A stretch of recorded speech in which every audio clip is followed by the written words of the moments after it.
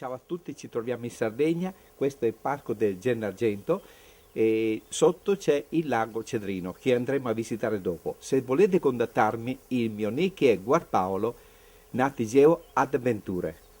Ciao!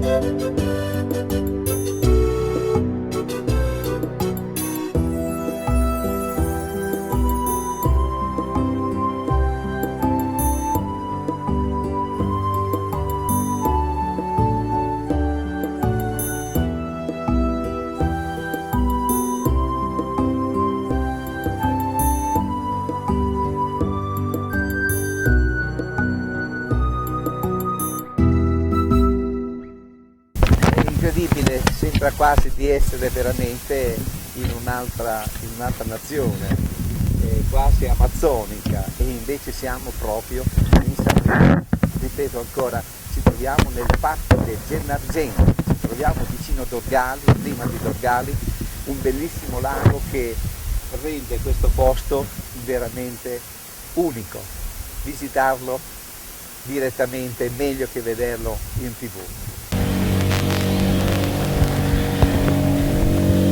Buongiorno a tutti, ci troviamo sul lago Cedrino, il nostro amico Nanni adesso ci accompagnerà a visitare questo splendido lago. Ci racconti la storia di questo laghetto? Sì, allora qui scorreva il fiume Cedrino e nell'84, anzi nel 64 è stata progettata una diga per fare più che altro scorta d'acqua per irrigare i campi giù a valle nella baronia e comunque nel comunale di Dorgali eccetera.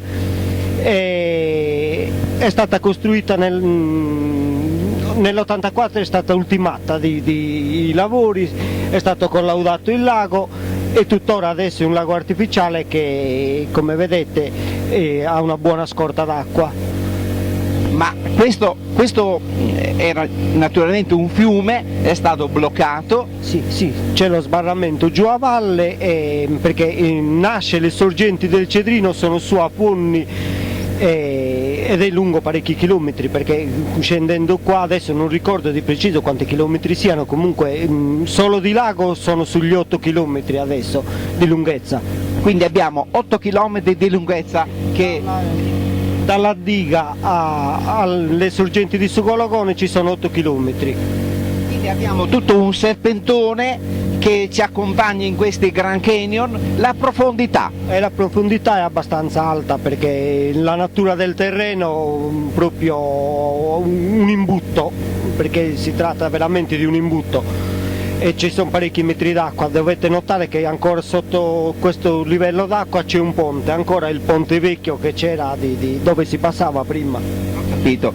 Quindi adesso noi dove ci dirigiamo? Verso le sorgenti di Sugologone. Da qui in poi non troviamo nessuna forma di civiltà se non quando arriviamo alle sorgenti di Sugologone, da dove c'è questa sorgente famosissima in tutta Italia, perché in tutta Italia anche in Europa, perché forse è la più grande che esiste in Sardegna, alimenta 5 paesi di acqua potabile, perché viene tutta l'acqua del Supramonte di Oliena, Dorgali, Orgosolo, Ursulei, va a confluirsi in questa vallata qua, che è la Valle di Lanaitto, e da lì poi nasce anche la sorgente di Sugologone. Prima era invece popolato da anguille perché c'era la risalita dal mare, invece adesso è bloccata dal muraglione della diga. Quindi si può anche pescare qui volendo? Sì, certo, anche se noi non abbiamo la cultura della pesca, non ci va nessuno di noi, viene qualche turista, qualche cittadino da Nuoro, da Sassari, ma noi del paese no. Adesso parliamo del tuo agriturismo che si trova un po' più in alto e si chiama agriturismo Canales. Sì, ho avuto quest'idea perché abbiamo la terra qui, ma da quando c'era mio nonno e quindi ho conosciuto il fiume che scorreva eccetera, Nel 2000 ho avuto l'idea di sfruttare in qualche modo, ma non va bene anche per i soldi, ma anche per valorizzare questo tipo di paesaggio che c'è, che veramente non perché ci siamo noi, ma è unico come posto. E ho avuto l'idea delle canoe, faccio le escursioni in canoe, oltre ad avere l'azienda agricola e poi, ripeto, ho costruito l'agriturismo. E ho cercato di puntare molto sulla valorizzazione di questo lago perché, ripeto, è un paesaggio meraviglioso. Quindi te, oltre ad essere un montanaro, sei anche un marinaio? Sì, in primo luogo allevatore perché ho pecore, capre, maiali, ho tenuto l'azienda agricola da quando c'era mio nonno, poi mio padre e poi io. Io notavo ad esempio che abbiamo i livelli che si alternano in base al livello dell'acqua di quando ha piovuto, oppure qui risente anche delle maree?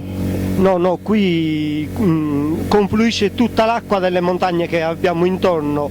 Dovete pensare che in una notte ha avuto anche un'escursione di 30 metri il lago, da 0 a 30 metri in una notte, quindi potete immaginare tutta l'acqua che viene giù. È successo non da tanto, nel dicembre del 2004, che c'è stata l'alluvione e per fortuna c'era la diga e in sé ha trattenuto la furia delle acque, altrimenti avrebbe spazzato via i paesi che sono giù a valle come Galtellì, Orosei e Unifai. Quindi poteva finire come i Vajont. Sì, la fortuna che la diga ha trattenuto era fare, però è riuscito a tenere la furia delle acque. Speriamo che non succeda mai. Ti volevo chiedere, mi hanno detto anche che lungo l'argine delle volte si scorgono anche degli animali che da bosco?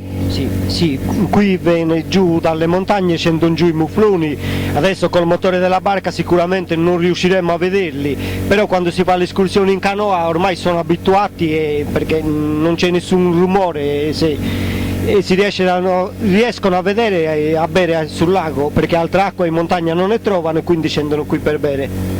Questo sarebbe il parco del Gennargentu? Sì, da qui inizia il parco del Gennargentu, dal mio agriturismo inizia il parco del Gennargentu, infatti il mio agriturismo è stato finanziato con una legge sul parco del Gennargentu.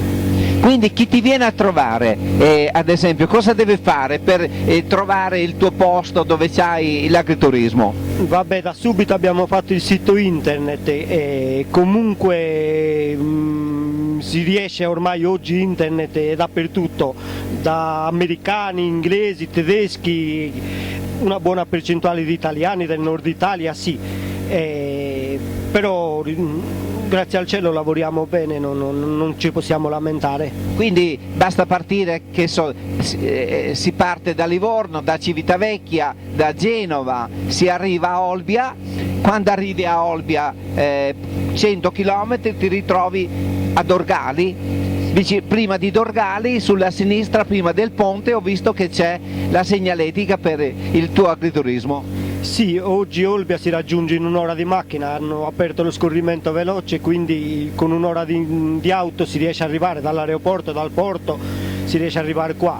E poi le fotografie di internet parlano da sole perché rendono.